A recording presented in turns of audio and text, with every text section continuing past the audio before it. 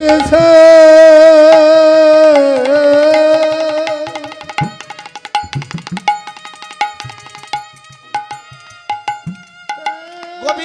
শ্যামা গোপীকে কাছে ডেকে নিয়ে বললে, বলো তোমার কি অভিপ্রায়? বললে, আজকে রাস মঞ্চে যেভাবে তুমি আমার সঙ্গে ছিলে, আমি চাই জন্ম জন্মান্তরে ওইভাবে তোমাকে জড়িয়ে ধরে থাকতে। বললে, হবে। তাহলে বললে, তুমি হবে কোষা আর আমি হব, গোবিন্দ বললেন, আমি হব কুশি। কোষার ওপরে কুশি থাকবে, জন্ম জন্মান্তরের এই বন্ধন কোনদিন ছিন্ন হবে না। নিতাই গৌর হরি বল।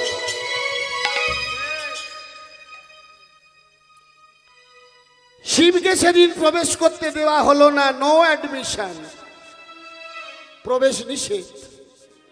শিব দরজায় দাঁড়িয়ে রেগে গেল, গিয়ে বলল, শোনো দুর্গা, তুমি আমায় চিনতে পেরে রাসমঞ্চে প্রবেশ করতে দিলে না।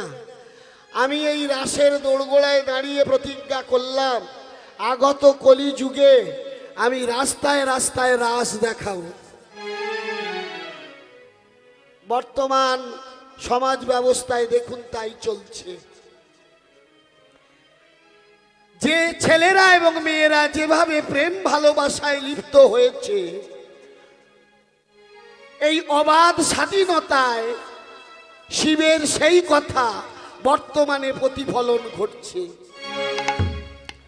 ভগবান বললেন, ও দেবাদিদেব, তুমি তো অভিশাপ দিয়ে চলে গেলে রাস দেখাবে রাস্তাঘাটে। আমি তোমায় বলি, শোনো, এই যে গোপী ভাব ধারণ করে তুমি রাস মঞ্চের মধ্যে প্রবেশ করতে চাইছিলে, এই অপরাধে আমি তোমায় অপরাধী করলাম, অভিশাপ দিলাম। তুমি নারী রূপ ধারণ করেছ, তোমার গর্ভের সঞ্চার হোক না। ও মায়েরা, জানো শিবের পেটেও বাচ্চা এসেছিল ভগবানের অভিশাপে।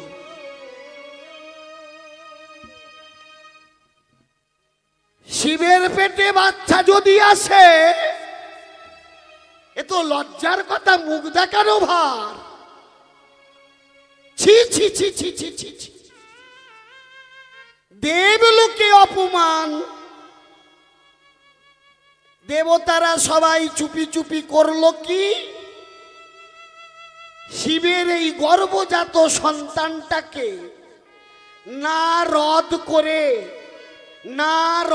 করে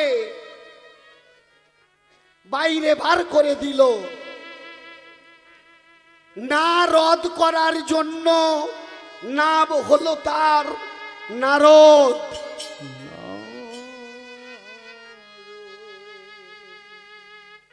সঙ্গে সঙ্গে নিয়ে চলে গেল কে? পদ্মজনী সৃষ্টিকর্তা ব্রহ্মা। পরিচয় হলো ব্রহ্মার সন্তান নারদ। নিয়ে যখন চলে যাচ্ছে, চিৎকার করে ছেলেটা বলছে, মা গো মা,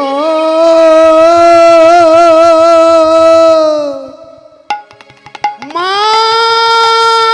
গো মা, মা।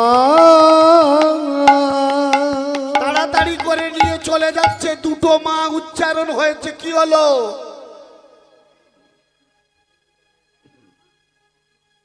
সেই দিন থেকে নারদ ঋষি শিবকে বলে মামা আর ব্রহ্মাকে বলে পিতা। এহেন নারদ, মনে মনে নারদের ইচ্ছা, আমার মতো এত বড় ভক্ত কেউ নেই। কি হবে উপায়? ভগবানের কাছে যেতে হবে। তাই বিনা যন্ত্রটা হাতে নিয়ে দেবী ঋষি নারদ চলেছে কৃষ্ণ গুণগান গাইতে গাইতে। মম অন্তর মন্দিরে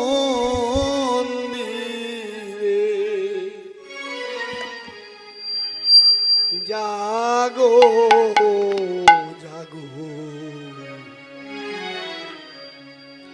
মাধব কৃষ্ণ গোপাল তুমি জাগো মাধব কৃষ্ণ গোপাল অন্তর মন্দিরে জাগো জাগো মাধব কৃষ্ণ গোপাল জাগো মাধব কৃষ্ণ গোপাল অন্তর মন্দিরে জাগো জাগো মাধব কৃষ্ণ গোপাল জাগো মাধব কৃষ্ণ গোপাল অনেতর মন্দিরে জাগো জাগো মাধব কৃষ্ণ গোপাল জাগো মাধব কৃষ্ণ গোপাল নবয়রুণ সম জাগো হৃদয়ে মম নবয়র ন সম জাগর হৃদয়ে মম জাগো জাগো গিরিধারিলা নবয়র ন সম জাগর হৃদয়ে মম জাগো জাগো গিরিধারী মাধব কৃষ্ণ গোপাল ও অনেতর মন্দিরে জাগো জাগো মাধব কৃষ্ণ গোপাল গোপাল মাধব কৃষ্ণ গোপাল নয়ন ঘনায়ে এলো ব্যথার বাদ গিরিধারী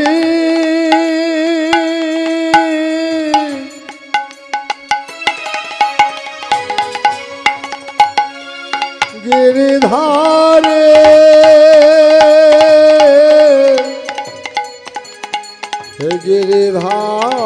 গিরিধারে নয়ন ঘনায়ে ব্যথার বাদ জাগো জাগো সুন্দর কিশোর শ্যাম নয়নে ঘনায়ে এলো ওগো ব্যথার বাদ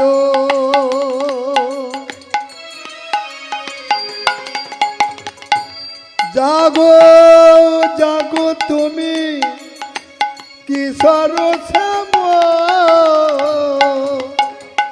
রাধা লই হেমামি এসো ব্রজধামে রাধা লয়ে বামে এসো বোঝধামে এসো এসো নন্দ দুলা মাধব কৃষ্ণ গোপাল জাগো মাধব কৃষ্ণ গোপাল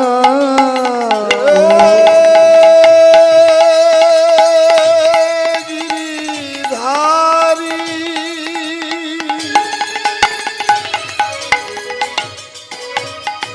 হে বনমালী হে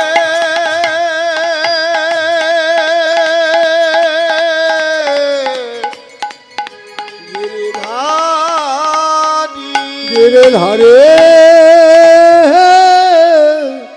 গিরিধারে। ভগবান বললেন কি হে নারদ, কি হেতু আগমন, খবর কি আছে? নারদকে সবাই একটু ভয় পায়, কেন জানো ও মায়েরা? আমি শুনেছি ছোটবেলায়, বলছে পাশের বাড়ি যদি তোমার সঙ্গে শত্রুতা থাকে, তাদের বাড়ি যদি ঝগড়া আরম্ভ হয়, তুমি এখান থেকে যদি নারদ নারদ বলে চিৎকার করো, তাহলে ঝগড়া কিন্তু আরো বাড়তে থাকবে। নারদের স্বভাব হলো এর কথা ওর কাছে আর ওর কথা তার কাছে বলে একটা জটিলতা তৈরি করা। সেই জন্যে নারদ যেখানে যায়, সব দেবতারাই প্রথম দিকে একটু চমকে ওঠে নারদকে দেখে। ভগবানও আজকে তাই একটু অবাক হয়েছেন, বলছে নারদ কি হেতু আগমন? বললেন প্রভু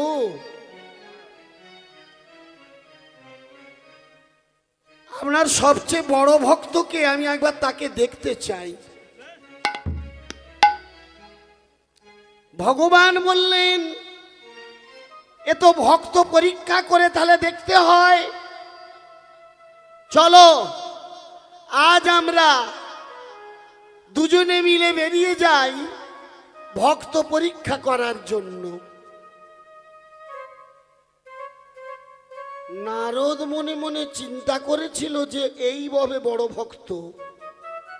ভগবান বললেন না, চলো নারদ আমরা দুজনে মিলে আজকে দেখি যে সবচেয়ে আমার বড় ভক্ত কে।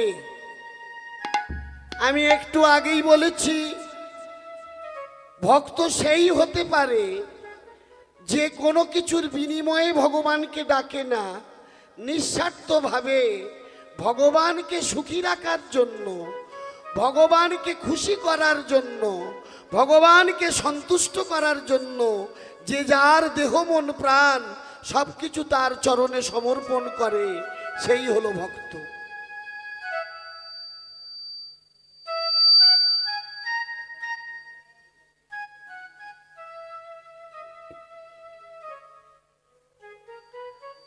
নারদ মুনি এবং ভগবান কৃষ্ণ দুজনে ব্রাহ্মণের বেশ ধারণ করে বেরিয়ে পড়েছে মর্তধামে বড় ভক্তকে প্রমাণ করার জন্য। পিছনে চলেছেন ভগবান ব্রাহ্মণ রূপ ধারণ করে, সামনে চলেছে কে? দেব ঋষি নারদ। কৃষ্ণ নাম গাইতে গাইতে চলেছে, কৃষ্ণ কেশব কৃষ্ণ কেশব কেশব সুধা মাখা এই নাম, কৃষ্ণ নাম মধু মাখা এই নাম। ও কৃষ্ণ কেশব কৃষ্ণ কেশব সুধা মাখা এই নাম, কৃষ্ণ নাম মধু মাখা এই নাম। কৃষ্ণ কেশব কৃষ্ণ কেশব সুধা মাখা এই নাম, কৃষ্ণ নাম মধু মাখা এই নাম। কৃষ্ণ কেশব কৃষ্ণ কেশব সুধা মাখা এই নাম কৃষ্ণ নাম মধু মাখা এই নাম জপরে জপরে জপরে রসনা জপরে জপরে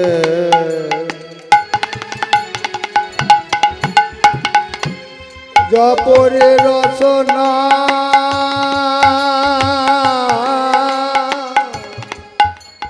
আর জপরে জপরে জপরে রসনা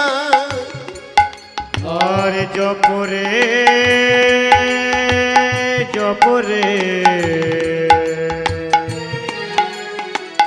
জপরে রসনা অবিরত অবিরাম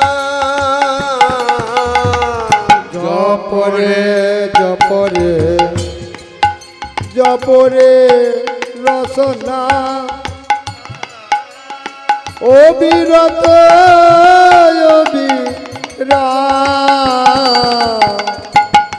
কৃষ্ণ কেশব কৃষ্ণ কেশব সুধা মাখা এই নাম কৃষ্ণ নাম মধু মাখা এই ও নাম কৃষ্ণ কেশব কৃষ্ণ কেশব সুধা মাখা এই নাম কৃষ্ণ নাম মধু মাখা এই নাম এই নাম ভজরে ভোলো আপনারে এ নাম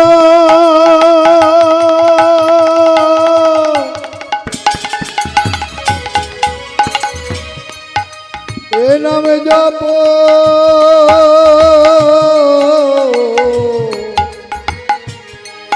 জপ হলো আপনারে এই নাম জপরে ভোলো আপনারে ঘুচে যাবে তৃষা প্রেম পারা পারে এই নাম বলো রে মোরে ভোলো আপনারে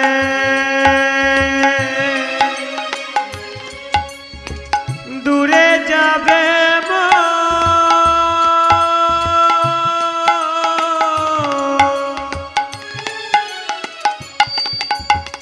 প্রেম পারা পারে এই নাম জপরে ভোলো আপনারে ঘুচে যাবে তৃষা প্রেম পারা পারে আর এ নাম জপ হলো আপনারে ডুবে যাবে মন প্রেম পারা পারে মধু মাখায় না জপরে অবিরা মধু মাখায় নাম জপরে অবীর সুধা মাখায় নাম জপরে অবিরা ও সুধা মাখায় নাম জপরে অবিরাম মধু মাখায় নাম সুধা মাখা হরিনাম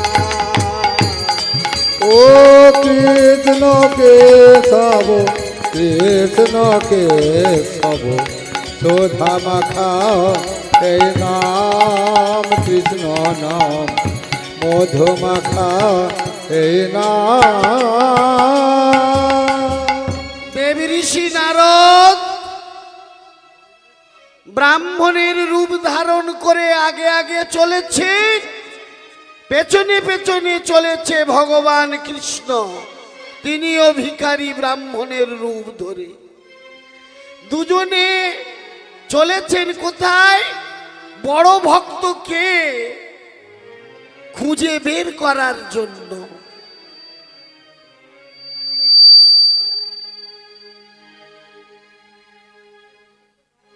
খুঁজতে খুঁজতে দুজনে মিলে চলতে চলতে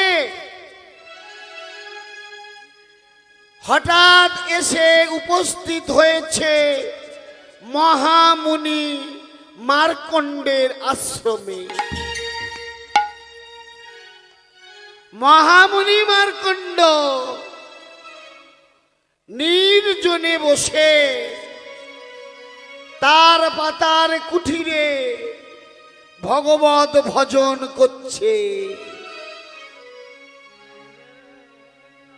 গিরি গিরি ধারি গোপাল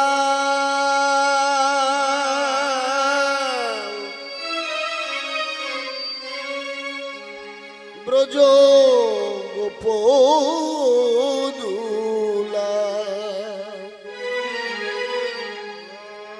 অপরূপ লীলা তব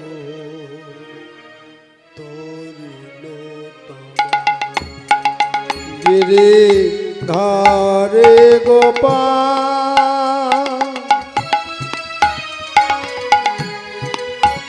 ব্রজ গোপদুলা অপরূপ লীলা তব তরুণ তমা অপরূপ লীলা তব তরুণতমা ধারি গোপাল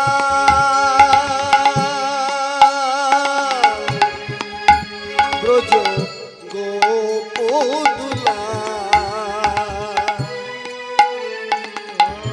অপরূপ লীলা তব তরুণতমা। গিরিধারী গোপাল ব্রজ গোপদুলা অপরূপ লীলা তোমার তরুণতমা অপরূপ লীলা তোমার তরুণতমা গিরিধারী গোপাল।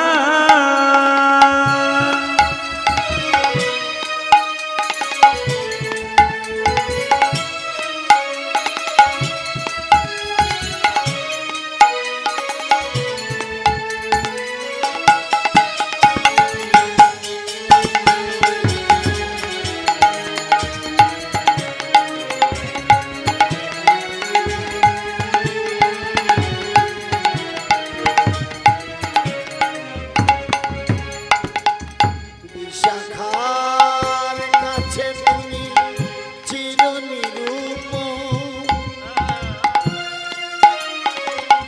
শিরাধার হৃদয়েতে প্রেমের কৃপণ। বিশাখার কাছে তুমি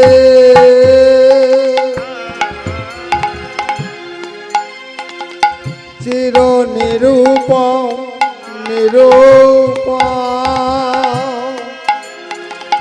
শিরাধার হৃদয়ে প্রেমেরি কৃপণ। শাখার কাছে তুমি চিরনিরূপম, নিরূপম শিরাধার হৃদয়টি প্রেমের কৃপণ। বিশাখার কাছে তুমি চির নিরূপম শিরাধার হৃদয়তে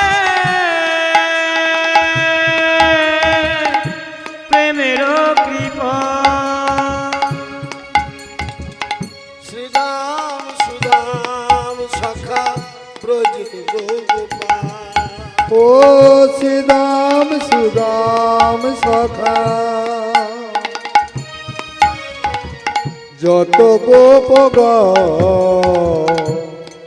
অপরূপ লীলা তব তরুণ গিরি ধারে গোপাল তাই গৌর হরিবল যজ গোপদুলা অপরূপ লীলা তব তরুণ তমাল অপরূপ লীলা তব তরুণ তমাল মহামুনি মার্কণ্ড ছোট্ট পাতার কুটিরে বসে বসে ভজন করছে। সেই রাস্তা দিয়ে চলেছে দুজন ব্রাহ্মণ, এক হলো দেবর্ষি নারদ, দুই হলেন ভগবান কৃষ্ণ। নারদ বললে, প্রভু চলো একবার যাই এই পাতার ঘরটাতে, পাতার কুঠিরে। ভগবান বললেন, চলো তবে।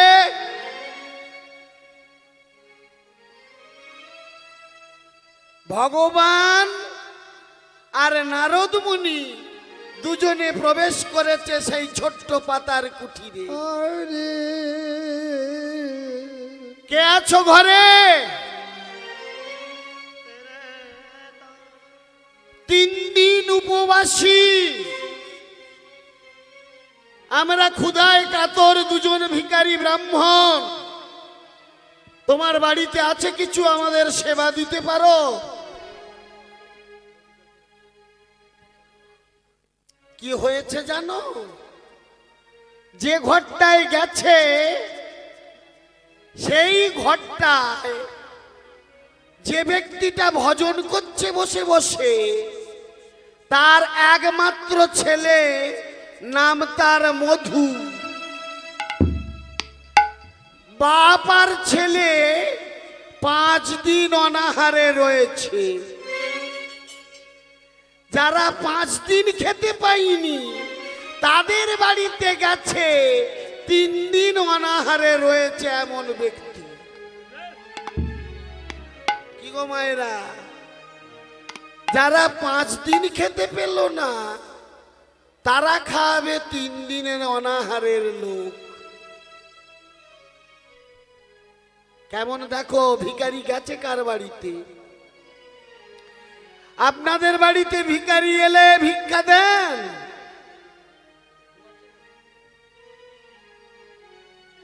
হরে কৃষ্ণ। বাবা এখনই চোখ বুজে আসছে। আমি কিন্তু কমিটির দাদাদের এখানে ঢোকার আগে একটা কথা বলেছিলাম, যে হরিনামের আসরে সবাইকে ঢুকতে দেবেন, কিন্তু একজনকে দেবেন না। কাকে গো? দুপাশের গেটে এখনো যদি আপনাদের লোক থাকে, কমিটির দাদাদের কাছে অনুরোধ, আপনারা দুপাশে যে ঢোকার মুখ মানে প্রবেশ পথ, এই প্রবেশ পথে কিন্তু আপনাদের সিকিউরিটি গার্ড বলবৎ করুন। সবাই ঢুকতে পারে, নারী পুরুষ নির্বিশেষে সবাই ভক্ত। আপনারা প্রচার করছিলেন হরি আমার, হরি আপনার, হরি তোমার,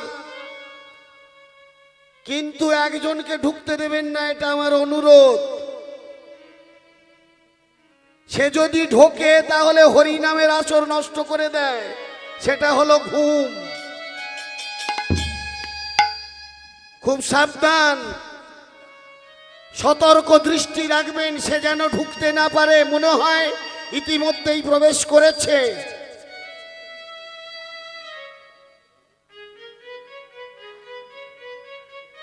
কারণ 2-1 জনে দেখছি ধ্যানে মগ্ন হয়েছে।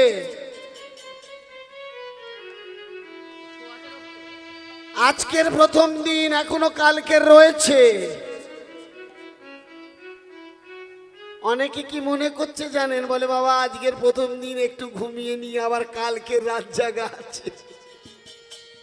হরে কৃষ্ণ।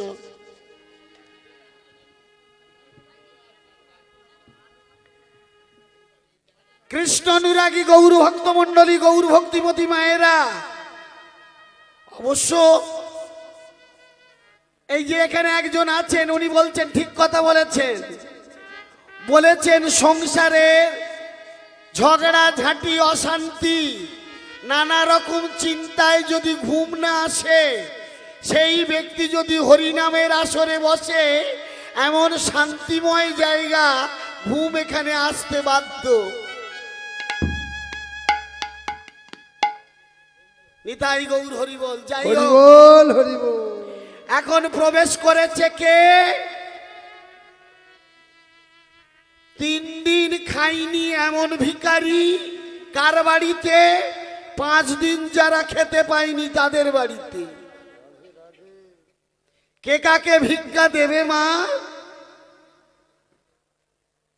যুধিষ্ঠির রাজা হয়েছে হস্তিনাপুর রাজসভায়। এমন সময় একজন ব্যক্তি ছুটতে ছুটতে গিয়ে হাজির। রাজা মশাই, আমায় বাঁচান। বলে কে তুমি? বলে পরিচয় পরে জানবেন, আগে আমাকে রক্ষা করুন, আমায় বাঁচান, আমায় মারতে উদ্যত হয়েছে। বলে অর্জুন, এই ব্যক্তিকে যথাযোগ্য সম্মান দিয়ে আসন দাও, বসার জায়গা দাও। যথাযোগ্য সম্মান জানিয়ে বসিয়েছে সেই ব্যক্তিকে। বললে বলুন, কেন আপনার পেছনে ছুটছে এরা? বলে আরে বলবেন না, আমি আসার পথে কয়েকটা জিনিস দেখলাম যেগুলো খুব অবাক করলো আমায়। বলে কি দেখলেন? বললেন দেখলাম বেড়া গাছ খাচ্ছে। লোকটা বলছে যুধিষ্ঠিরকে, জানেন রাজা মশাই, আমি আসার পথে দেখলাম বেড়াতে গাছ খাচ্ছে। সে কি কথা? অর্জুন বললে দাদা এ আবার কি কথা? গাছকে রক্ষা করার জন্য আমরা বেড়া দিই, যাতে গরু ছাগল অন্যান্য গবাদি পশু ফসলের ক্ষতি না করতে পারে, বেড়া দিয়ে ঘেরা হয়। এ ব্যক্তি বলছে বেড়ায় গাছ খাচ্ছে। যুধিষ্ঠির বললে ঠিক বলেছে। অর্জুন শান্ত হও, যথা সময়ে আমি তোমার প্রশ্নের উত্তর দেব। বললেন বলুন আর কি দেখলেন? বললেন দেখলাম আস্তে আস্তে সদ্যজাত গাভী একটা গরুর বাচ্চা হয়েছে। সেই গরুটা নিজের শিং দিয়ে তার নিজের বাচ্চাটাকে মেরে ফেলল। স্তব্ধ হয়ে গেছে গোটা রাজসভা হস্তিনাপুর। আর কি দেখলেন? বললে দেখলাম কি জানো, একটা কলসির জলে 7টা কলসি ভর্তি হয়েছে, কিন্তু ওই 7টা কলসির জল যখন একটা কলসিতে ঢালা হচ্ছে, সেই কলসিটা আর ভর্তি হচ্ছে না। কি গো মায়েরা, একটা কলসির জল 7টা কলসিতে ঢালা হয়েছে, 7টা কলসি ভর্তি হয়ে গেছে, কিন্তু 7টা কলসির জল নিয়ে যখন ওই একটা কলসিতে ঢালা হলো, সেই একটা কলসি আর বোঝাই হলো না। আর কি দেখলেন? দেখলাম একটা কমণ্ডলুর যে গর্তটা আছে, যেটা দিয়ে জল পড়ে, সেই কমণ্ডলুর ওই ছিদ্র দিয়ে হাতি প্রবেশ করলো, কিন্তু তার লেজটা আটকে গেছে।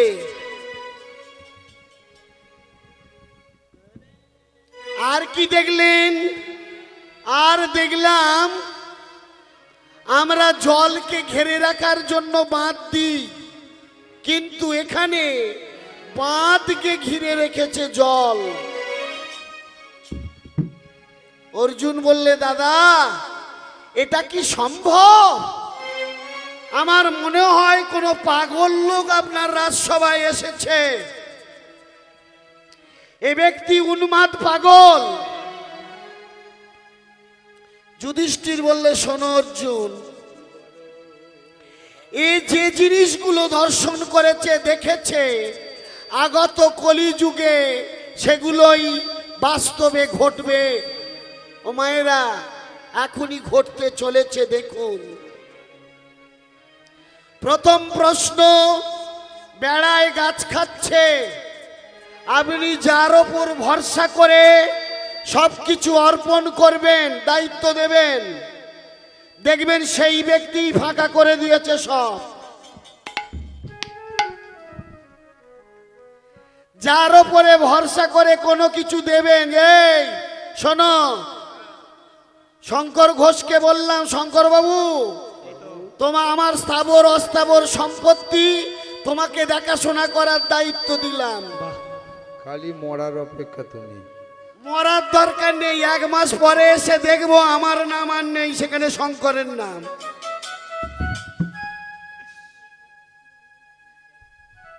এটাই হলো বেড়ায় গাছ খাওয়া। দ্বিতীয় প্রশ্ন কি,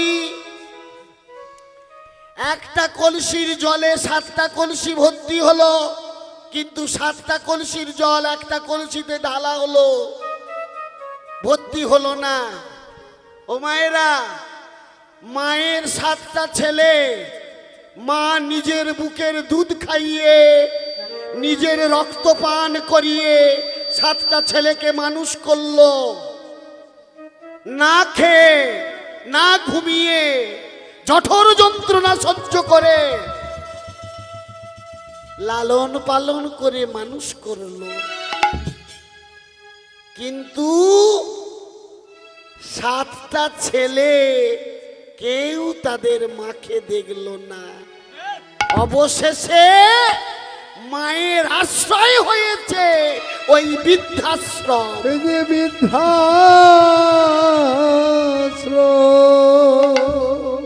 কোনদিন যদি বৃদ্ধাশ্রমে যা, আমি গিয়েছিলাম,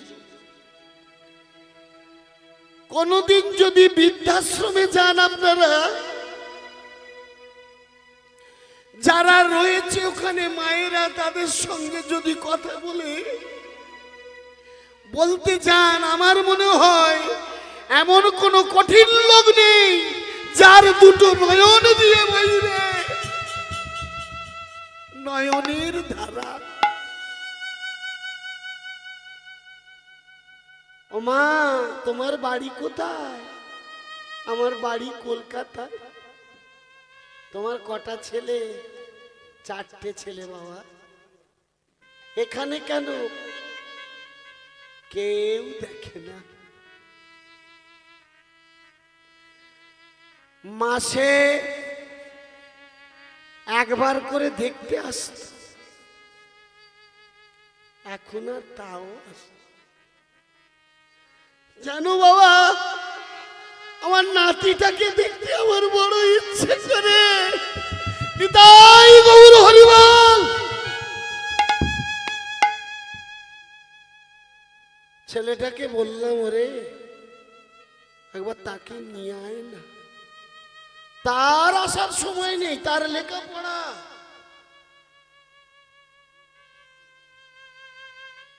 জানো বাবা, ভগবানের কাছে প্রার্থনা করি, এ জন্মে তুমি আমার 4টে ছেলে দিয়েছ, পরজন্মে যেন ছেলের মুখ নামায় দেখতে হয়।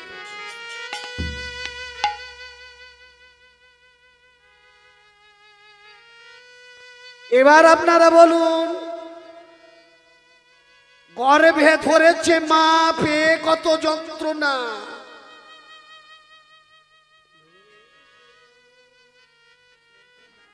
কিন্তু মায়ের চোখে জল বইছে, ছেলেরা তার ভার নেই না। কি হলো? একটা কলসির জলে 7টা কলসি ভর্তি হলো, কিন্তু কলিযুগে 7টা কলসির জল একটা কলসিতে ঢাললো, সেটা ভর্তি হলো না। ও মায়েরা, পরের প্রশ্ন কি? সদ্যজাত গাভী গরুর বাছুর হলো, গরুটা মেরে ফেললো সেই বাছুরটাকে। খুব কঠিন ব্যাপার।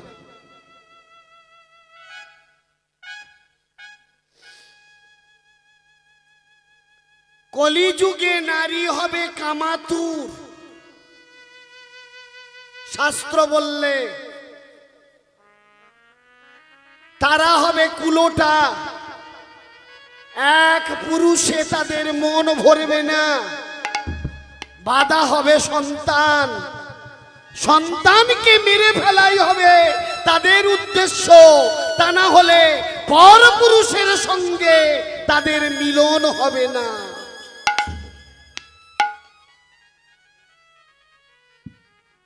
পরের প্রশ্ন, কমণ্ডলুর ভেতর দিয়ে হাতি প্রবেশ করলো, লেজ আটকে গেল কেন? লক্ষ লক্ষ টাকা আমরা নানা রকম বিলাসিতায় উড়িয়ে দিই।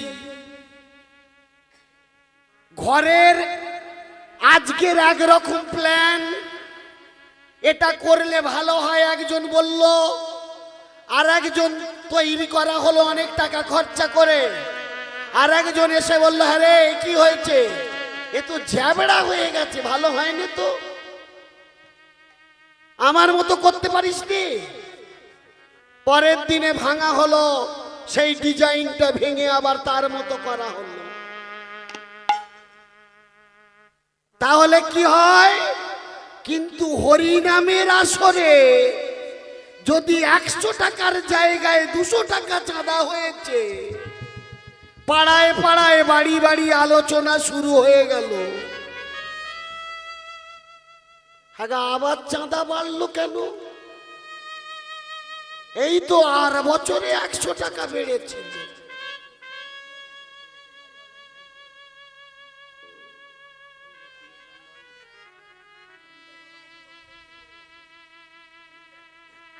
কৃষ্ণ অনুরাগী গৌর ভক্ত মন্ডলী, গৌর ভক্তিমতী মায়েরা, তাহলে হাতি প্রবেশ করে, হাতি ঢুকে যায়, কিন্তু লেজ আটকে গেল।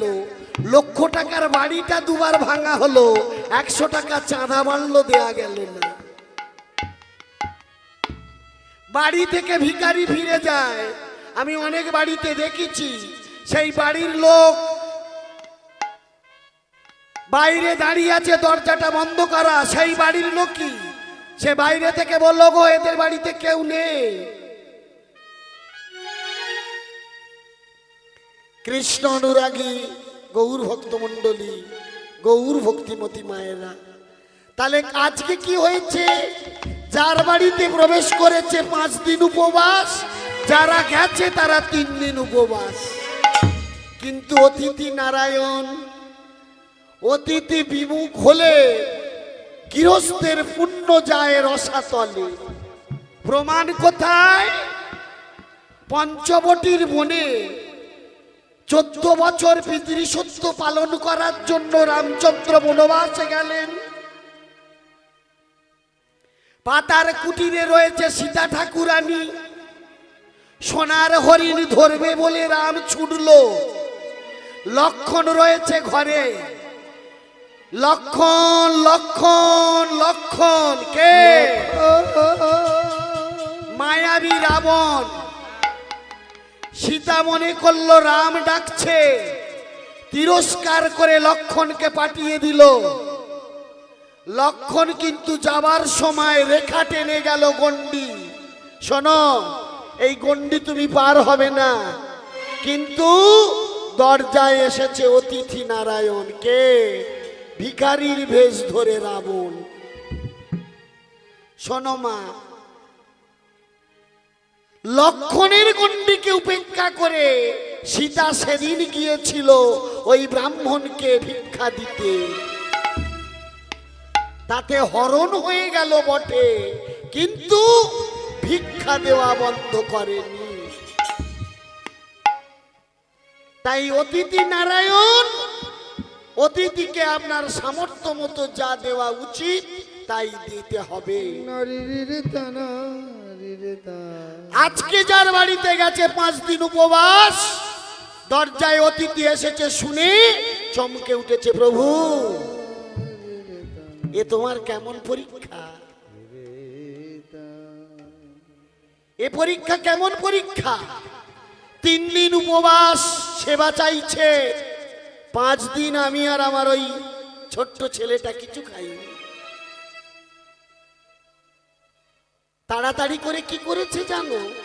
মহামুনি মার্কণ্ড আস্তে আস্তে উঠে গিয়ে ওই দুজন অতিথিকে তার পাতার কুঠিরে নিয়ে এসে বসার আসন দেবে কি খুঁজে পাচ্ছে না, গাছের পাতা ছিঁড়ে বসার আসন করে সেখানে দিয়েছে বসতে। বলছে তোমরা একটু বসো, আমি এক্ষুনি যাচ্ছি। কোথায়? এই পাড়ার মধ্যে একবার ঘুরে আসি, এসে আমি তোমাদের সেবা দেব। মহামুনি মার্কণ্ড চলেছে, আমি দিন ভিখারি। আপনারা উঠবেন না কিন্তু কেউ, নাই গো করি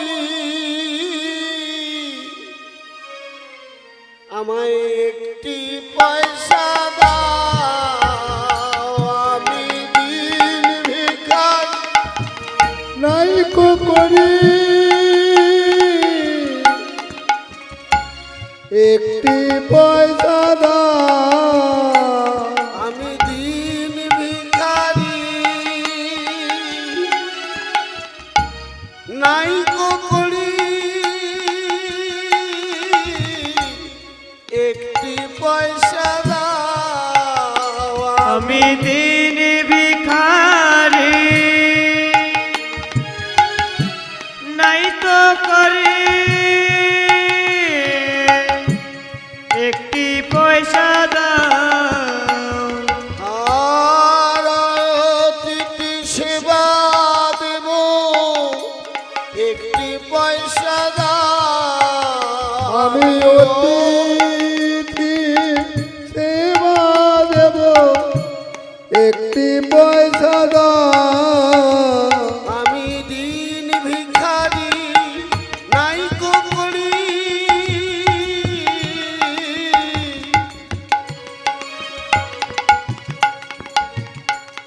একটি পয়সা দাও।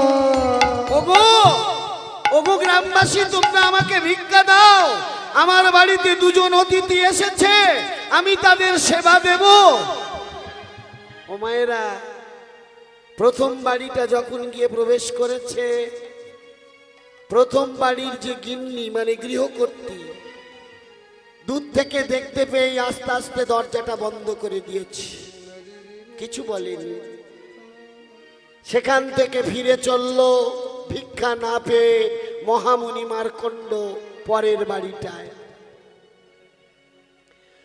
পরের বাড়িটায় গিয়ে যখন ভিক্ষা আনতে গেছে, তখন পরের বাড়িটা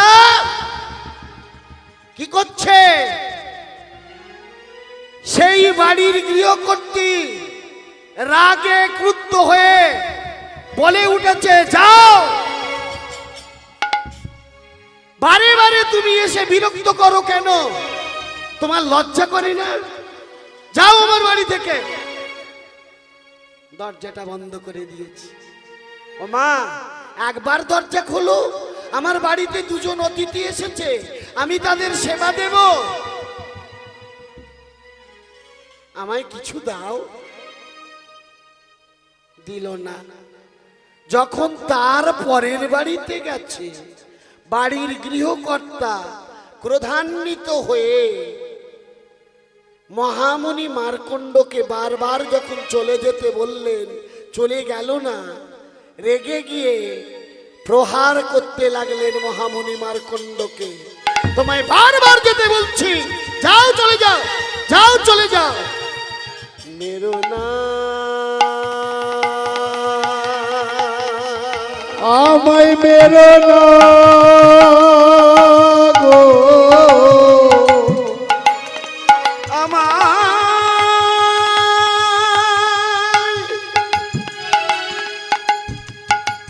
ওগো বাবু গো, বাবু গো, আমায় প্রহার করো না, প্রহার করো না। আমার সর্বঙ্গ জ্বলে যায়, জ্বলে যা এমন করে আমায় আর মেলো আরে না। বেরো না। অতিথি সেবার জন্য কোনো ভিক্ষা না পেয়ে মহামণি মার্কণ্ড মনে মনে সিদ্ধান্ত নিল, এই মুখ আমি আর অতিথিদের দেখাবো না। যারা আমার বাড়িতে বসে আছে, আমি যদি ফিরে যাই তাদের কি বলে জবাব দেব? তাই কি করলো জানো? কাঁদতে কাঁদতে চলেছে সুরধনী গঙ্গার দিকে। গঙ্গার জলে এই দেহটা বিসর্জন দেবে। মনে মনে চিন্তা করে এগিয়ে চলেছে মহামুনি মার্কণ্ড। এমন সময় স্বর্গে দৈববাণী, মহামুনি মার্কণ্ড শোনো, আত্মহত্যা মহাপাপ। যে ব্যক্তি আত্মহত্যা করে সে ব্যক্তির দ্বিতীয়বার জন্ম হয় না। ভগবান বসে বসে জানতে পেরেছে তিনি তো অন্তর্যামী। আমাদের মনের মধ্যে সদাই রয়েছেন, লুকিয়ে থাকে অন্ধকারে, লুকিয়ে এসে দেখা দেয়। তার কাছে কি লুকোচুরি, অমনি সেজন দেখতে পায়। আমরা যা কিছু করি না কেন, ভালো কাজ করি বা খারাপ কাজ করি, অন্যজনকে, সমাজের অন্যজনের চোখে ফাঁকি দিতে পারা যায়, কিন্তু আমাদের মনের মধ্যে যে বসে আছে তাকে ফাঁকি দেওয়া যায় না। কি গো? আর সেই পাপের ফল আমরা জন্ম জন্মান্তরে ভোগ করি। কিন্তু দোষ দিই কাকে? দোষ দিই ভগবানকে। যা কিছু খারাপ তা ভগবান করেছে, যা কিছু ভালো তা আমি করেছি। কৃষ্ণ অনুরাগী গৌর ভক্ত মন্ডলী, গৌর ভক্তিমতী মায়েরা, গান্ধারী 100টা ছেলের মা, কিন্তু বংশে বাতি দিতে রইল না একজন। কুরুক্ষেত্রের যুদ্ধে, যুদ্ধটাকে বলা হয় ধর্মযুদ্ধ। দেখুন, যুদ্ধ যেখানে মানুষ হতাহত হয়েছে, কিন্তু তবুও সেটা ধর্মযুদ্ধ। হরে কৃষ্ণ, কি হলো? নিতাই গৌর হরি বল। বসুন, আর একটুখানি বাকি, আবার আসবো।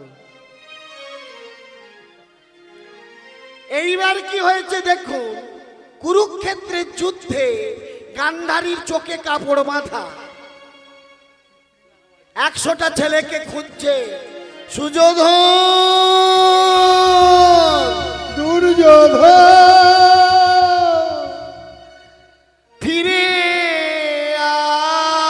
আইবা, ফিরে আইবা। একবার মা বলে, মা বলে আমায় মা বলে, মা বলে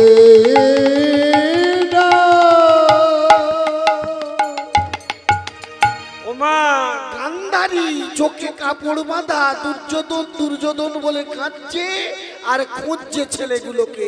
100টা ছেলে। এমন সময় একজনের সঙ্গে ধাক্কা লেগে গেছে। বলে, কে? আমি গো পিসিমা। আমি কে? আমি হলাম কৃষ্ণ। কৃষ্ণ? ছলে বলে কৌশলে আমার কৌরব বংশ ধ্বংস করলি। কি কথা বলছে দেখুন গান্ধারী। বলে হ্যাঁ গো পিসি একই কথা, আমি করলাম? বলে হ্যাঁ তুই করলি। পঞ্চপাণ্ডবের ক্ষমতা ছিল না এত বড় বড় অশ্বগুরু দ্রোণাচার্য, পিতামহ ভীষ্ম, কুলগুরু কৃপাচার্য, অশ্বত্থামা, শল্য, কর্ণ, বড় বড় রথীকে হত্যা করা এটা পঞ্চপাণ্ডবের কাজ নয়। তুই করলি ছলে বলে কৌশলে, আমার এই 100 ছেলের মৃত্যুকে তুই এনে দেখেছিস। কৃষ্ণ বলল, পিসি তোমার কত জন্মের কথা মনে আছে? বললে 100 জন্মের কথা মনে আছে। গান্ধারী বলছে 100 জন্মর কথা আমার মনে আছে, আমি কোনো পাপ করিনি। তাহলে বল কোন অপরাধে আমার ছেলেগুলো গেল? কৃষ্ণ বলছে, পিসি 100-র আগে এই জন্মের কথা তোমার মনে আছে কি? বললে না। বললে আমার মনে আছে, শোনো। তুমি আর তোমার ওই অন্ধ স্বামী ধৃতরাষ্ট্র ছিলে ব্যাধ এবং ব্যাধের স্ত্রী। জঙ্গলে ঘুরতে ঘুরতে সারাদিন কোনো আহার হলো না। ক্ষুধা ক্লান্তিতে অবসন্ন দেহ, ক্লান্ত হয়ে ঘুমিয়ে পড়লে গাছের তলায়। তুমি বসে আছো, তোমার কোলে মাথা দিয়ে তোমার ওই স্বামী ব্যাধ স্বামী ঘুমাচ্ছে। কোথায়? গাছের তলায়। সেই গাছের ওপরে ছিল সুখ আর শাড়ি। সুখ পাখি দুটো ডানা মেলে দিয়ে তোমার স্বামীর মুখে আচ্ছাদন করলো, যাতে সূর্যের তাপ না পড়ে। কেন? গাছে তারা থাকে, গাছ তাদের বাসা, গাছ তাদের ঘর। সেই ঘরে তোমরা এসেছো, তোমরা দুজন হলে তাদের অতিথি। অতিথি সেবা করা মানব ধর্ম। তাই দুটো ডানা দিয়ে সূর্যটাকে আড়াল করেছে। হঠাৎ নজরে পড়লো তোমার স্বামীকে, ডেকে বললে, দেখো দেখো দেখো গাছের ওপরে কত বড় পাখি। তাড়াতাড়ি করে উঠে পড়লো ব্যাধ। কোথায় কোথায় কোথায়? ওই তো দেখো দুটো পাখি বসে আছে গাছের ওপর, সারাদিন কিছু খাওয়া হয়নি। ব্যাধ তীর ধনুক নিয়ে শাড়িকে মারার জন্য উদ্ধত হয়েছে। শাড়ি মানে মেয়ে পাখি। সুখ এসে তোমার স্বামীর চরণ দুটো জড়িয়ে ধরে প্রার্থনা জানালো, ওকে মেরো না, বাসায় 100টা ডিম আছে। ও তো মা, ও যদি মরে যায় তাহলে আর ডিম ফুটে বাচ্চা হবে না। শুনলে না তুমি? বারবার অনুনয় বিনয় করলো, শোনো তোমরা আমাদের অতিথি, জেলে দাও আগুন, স্বইচ্ছায় আমি ঝাঁপ দেব সেই আগুনে। আমার দেহটা ঝলসে পুড়ে যাবে, সেই পোড়া মাংস দুজনে খেয়ে ক্ষুধা নিবৃত্তি করো। অতিথি সেবাই আমার ধর্ম। আগুন জেলে দিলে সেই আগুনে পড়ে গেল সুখ। সুখ পাখির পোড়া মাংস খেলে তোমরা দুজনে।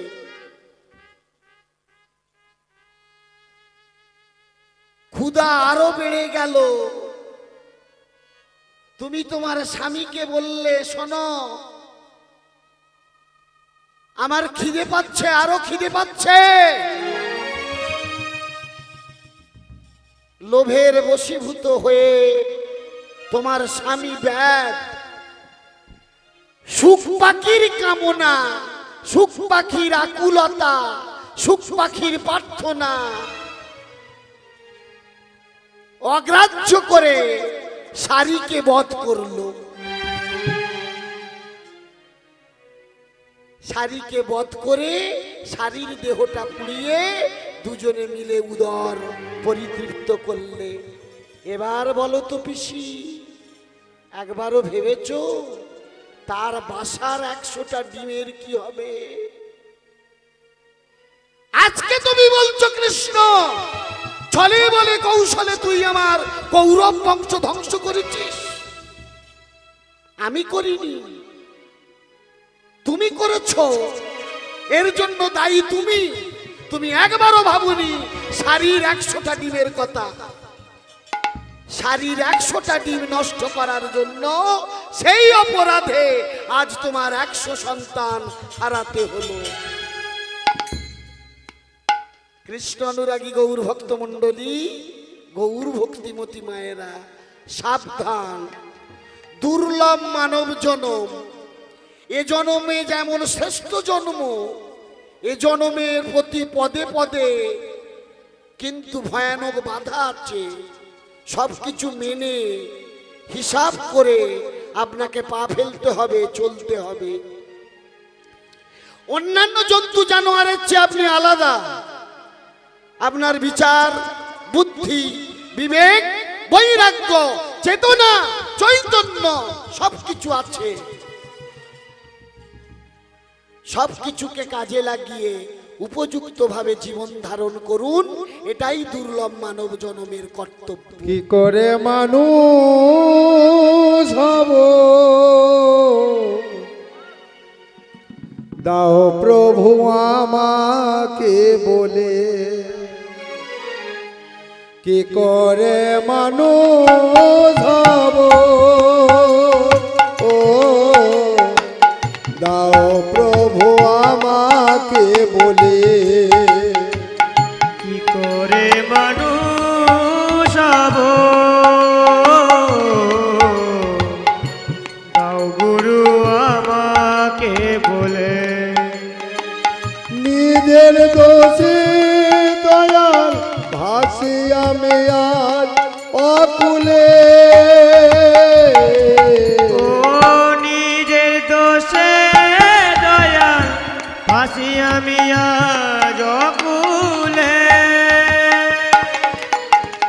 কি করে মানুষ হব,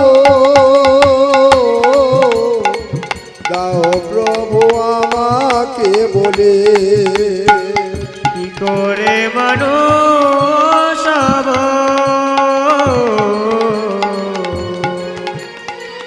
দাও গুরু আমাকে বলে। কৃষ্ণ নাম অমৃত পিপাসু গৌর ভক্ত মণ্ডলী, তাহলে এখানে আত্মহত্যা করার জন্য মহামুনি মার্কণ্ড উদ্যত দৈববাণী শ্রবণ করে ফিরে আসছে। এমন সময় ছোট্ট ছেলে মধুর সঙ্গে তার দেখা। মধু বললে, বাবা তুমি কোথায় গেছিলে, কাঁদছো কেন? কি তোমার শরীরে কিসের চিহ্ন? জানিস মধু, আমাদের বাড়ি দুজন অতিথি এসেছে, 3 দিন খাইনি। আমি গ্রামে বাড়ি বাড়ি গিয়ে ভিক্ষা চাইলাম অতিথি সেবা দেব বলে, কেউ আমায় ভিক্ষা দিল না। বিনিময়ে দেখ আমার সারা শরীরে এগুলো কিসের দাগ বাবা? ও মধু, এগুলো আমার কৃষ্ণ নামের অলংকার।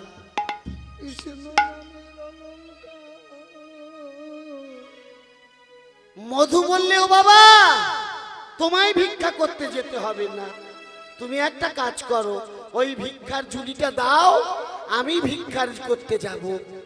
জানো বাবা, আমার একটা বন্ধু আছে। তোর বন্ধু? বললে হ্যাঁ, আমার একটা বন্ধু আছে। তার নাম কি জানো? তার নাম হলো কৃষ্ণ। সে কোথায় থাকে জানো? সে থাকে বৃন্দাবনে। আমি সেখানে যাব অতিথি সেবার জন্য, আমি তার কাছে যাব। ও মায়েরা, ভগবান কৃষ্ণের যতজন সখা ছিল তার মধ্যে একজন হলো এই মধুমঙ্গল। তাই মধুমঙ্গল ভিক্ষার ঝুলিটা কাঁধে নিয়ে চলেছে মাধুর্য ভূমি, অপ্রাকৃত লীলাভূমি শ্রীধাম বৃন্দাবনে। আমি হরি বলবো, বলবো রাধা মদন মোহন হেরবো গো।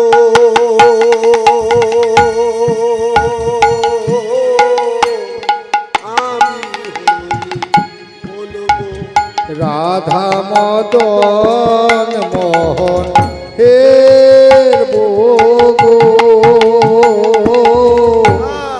আমি হরি বলবো। মদন মোহন হেরবো গো। আমি রাধা মদন মোহন হেরিব গো।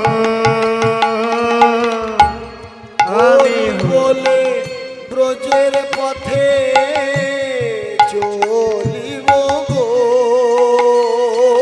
হরি হরি বলে ব্রজের পথে চলিব গো। আর হরি বলে ব্রজের পথে